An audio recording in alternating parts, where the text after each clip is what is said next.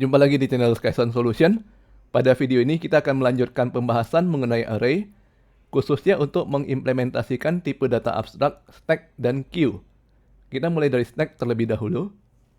Di gambar ilustrasi kita bisa melihat tumpukan 6 buah buku.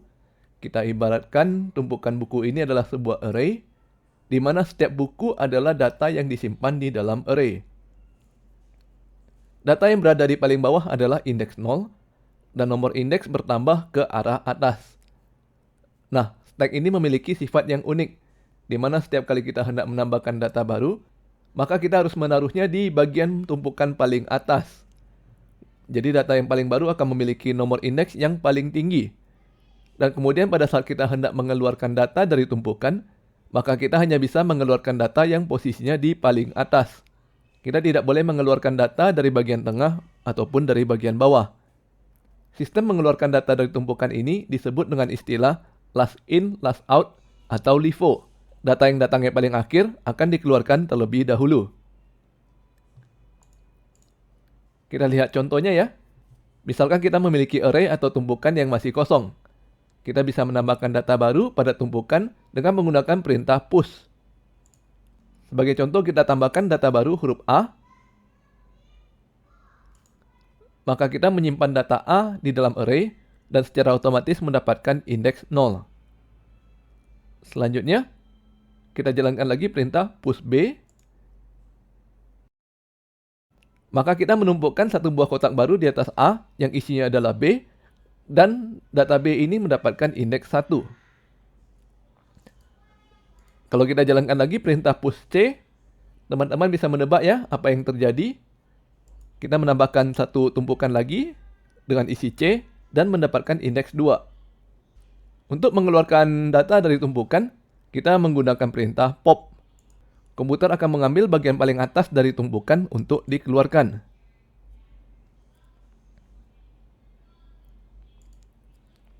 Nah, ini adalah gambar operasi stack yang diambil dari Wikipedia. Jadi di sini kita hanya perlu mengenal dua buah perintah ya. Yang pertama adalah push untuk menambahkan data baru di bagian paling atas tumpukan. Sedangkan yang kedua adalah pop yang berfungsi untuk mengeluarkan data yang berada di bagian paling atas tumpukan.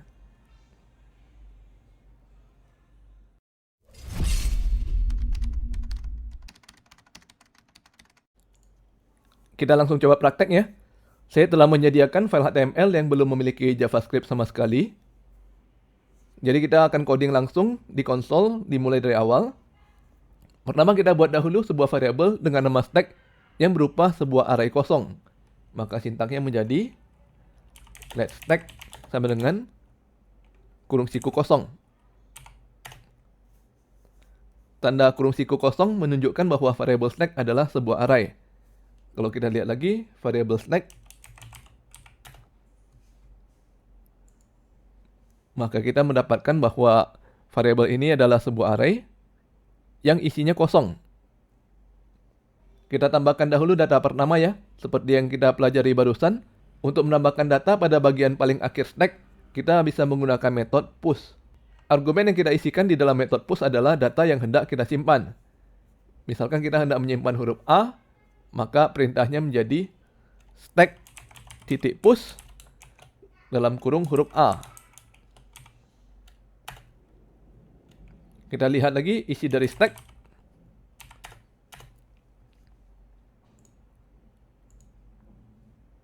Sekarang sudah ada satu data huruf A. Huruf A secara otomatis mendapatkan nomor indeks 0.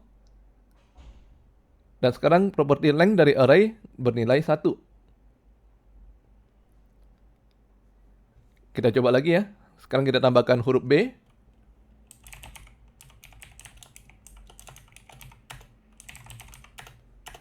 Dan sekarang isi dari stack ada dua buah huruf A dan B. B secara otomatis mendapatkan indeks 1. Dan length menjadi 2.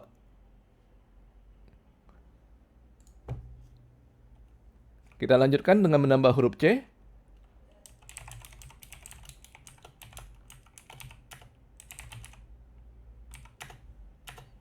Dan sekarang isi stack sudah menjadi 3 buah data, yaitu A, B, C. Sampai di sini teman-teman sudah mengerti ya bagaimana cara kerja dari metode push. Metode push berfungsi untuk menambahkan data yang dikirimkan melewat argumen ke bagian akhir array. Selanjutnya kita mencoba perintah kedua dari stack yaitu pop. Pop berfungsi untuk mengambil data yang berada di bagian paling akhir array, sekaligus menghapus data tersebut dari array. Berhubung stack kita berisi ABC, maka pop akan mengambil huruf C. Kita coba ketikkan perintahnya. Stack titik pop. Maka hasilnya adalah huruf C. Sedangkan kalau kita lihat isi dari stack kita, tinggal dua, A dan B. Kalau kita lanjutkan pop, maka kita akan mendapatkan huruf B. Namun saya ingin menjelaskan bahwa nilai yang kita pop ini bisa kita simpan lagi sebagai sebuah variabel. Misalkan kita beri nama data, maka sintaknya menjadi let data. Kita membuat sebuah variabel baru dengan nama data, yang isinya adalah stack titik pop. Nah, sekarang kalau kita lihat isi dari stack kita, isinya hanya satu A, sedangkan isi dari variabel data adalah huruf B. Jadi begitulah cara kerja dari push dan pop. Kita akan melanjutkan materi kita ke tipe data abstrak Q. Q dalam bahasa Indonesia adalah antrian. Sebagai contoh, pada gambar ilustrasi kita adalah antrian untuk membayar di kasir supermarket. Untuk menambahkan data pada antrian, kita bisa menggunakan perintah push. Sebagai contoh, push Andi. Kita menambahkan Andi ke bagian paling belakang antrian. Berhubung antrian masih kosong, maka Andi mendapatkan posisi paling depan. Selanjutnya kita tambahkan lagi Budi, Charlie, dan Doni. Sekarang sudah ada 4 orang di dalam antrian, dan berhubung kita adalah programmer JavaScript, maka nomor antrian kita dimulai dari angka 0. Pertanyaan berikutnya, bagaimana caranya kita mengambil nama orang di dalam antrian untuk mendapatkan pelayanan kasir? Kalau kita menggunakan perintah pop seperti pada stack, maka komputer akan mengeluarkan Doni dari antrian, karena Doni memiliki nomor indeks yang paling tinggi. Untuk antrian, tentunya hal ini tidak sesuai ya, karena antrian seharusnya menggunakan sistem FIFO, atau first in, first out. Atau di dunia antrian, lebih terkenal dengan istilah first come, first serve. Orang yang datang duluan akan dilayani terlebih dahulu. Oleh karena itu, yang benarnya kita harus mengambil Andi untuk dilayani terlebih dahulu. Nah, untuk mengambil Andi, kita bisa menggunakan perintah shift. Setelah kita menjalankan perintah shift, maka Andi keluar dari antrian, sedangkan semua orang yang berada di dalam antrian akan maju ke depan. Jadi Budi yang tadinya antrian nomor 1 menjadi nomor 0, sedangkan Charlie dari nomor 2 berubah menjadi 1, dan seterusnya. Jadi di sini jelas ya, untuk tipe data abstrak antrian, kita menggunakan perintah push untuk menambahkan data, dan kita menggunakan perintah shift untuk mengeluarkan data yang datangnya paling duluan. Sekarang kita masuk ke contoh kasus berikutnya. Bagaimana kalau kita hendak memasukkan seorang VIP, di mana orang tersebut harus langsung masuk ke antrian paling depan, sedangkan orang-orang yang sudah terlanjur di dalam antrian harus mundur ke belakang. Nah, di sini kita bisa menggunakan perintah unshift. Mengapa namanya unshift? Mungkin karena sifatnya merupakan kebalikan dari shift ya. Kalau tadinya shift berfungsi untuk mengeluarkan orang pertama dari antrian, sedangkan unshift ini berfungsi untuk memasukkan orang ke antrian pertama. Jadi kalau kita jalankan perintah unshift VIP, maka Budi, Charlie, dan Doni yang berada di dalam antrian harus geser ke belakang, sedangkan VIP langsung memotong antrian menjadi orang yang paling depan. Memang tidak adil ya bagi Budi, Charlie, dan Doni. Namun terkadang di dunia bisnis memang ada fasilitas VIP seperti ini. Jadi kita sebagai programmer tetap harus menyediakan fungsi untuk memotong antrian. Dalam JavaScript, kita tinggal menggunakan metode unshift. Kita praktek lagi ya untuk metode shift dan unshift. Kita mulai kembali dari script kosong, kita buat sebuah variabel Q, dan langsung kita isikan datanya dengan Andi, Budi, Charlie, dan Doni.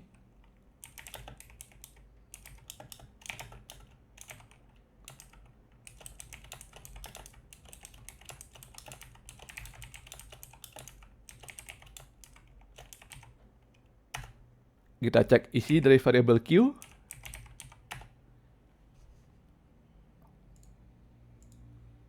Sudah ada 4 buah data dengan indeks dimulai dari 0. Sekarang kita jalankan metode Q.shift.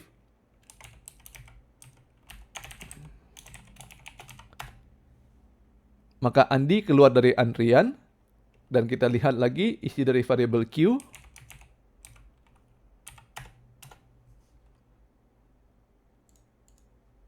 Sekarang isinya tinggal 3 buah data ya. Budi menempati indeks 0 dari sebelumnya 1.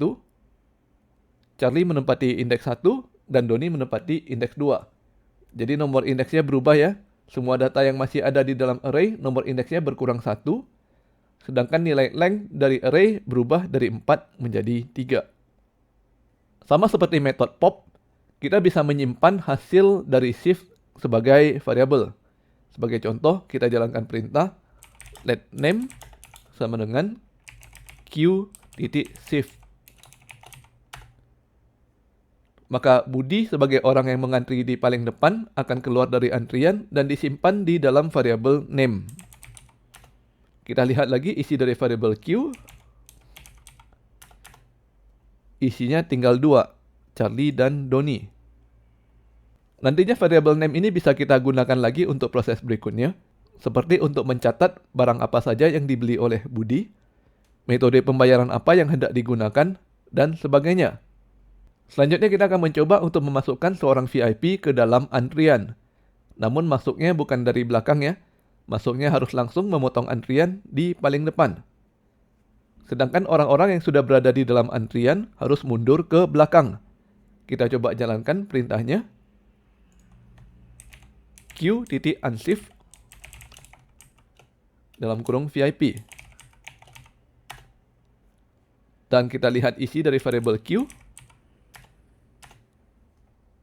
Sekarang isinya sudah menjadi 3 orang. Indeks 0 ditempati oleh VIP. Sedangkan Charlie dan Doni mesti mundur ke belakang. Nomor indeksnya bertambah 1. Property length berubah dari 2 menjadi 3. Oke ya, kita sudah belajar mengenai tipe data abstrak, stack, dan queue, di mana ada 4 buah metode yang mengimplementasikan kedua tipe data ini. Untuk tipe data stack, kita menggunakan metode push untuk menambahkan data, dan kita menggunakan metode pop untuk mengeluarkan data. Sedangkan untuk tipe data queue, normalnya kita menggunakan push untuk menambahkan data, dan menggunakan shift untuk mengeluarkan data. Namun untuk kondisi tertentu, kita bisa menggunakan unshift untuk menambah data langsung di awal antrian. Metode shift dan unshift sedikit lebih rumit dibandingkan dengan push dan pop, karena shift dan unshift menyebabkan perubahan nomor indeks pada data array. Sampai di sini teman-teman sudah mengerti ya? Kalau masih kurang jelas, teman-teman bisa mengulangi video ini, atau kalau ada pertanyaan seputar stack dan queue, boleh tinggalkan komentar. Nanti saya akan usahakan sebisa mungkin untuk menjawab pertanyaan teman-teman. Jangan lupa subscribe ke channel Skysen Solution untuk mendapatkan informasi terbaru dari kami. Dan sampai bertemu lagi di video berikutnya.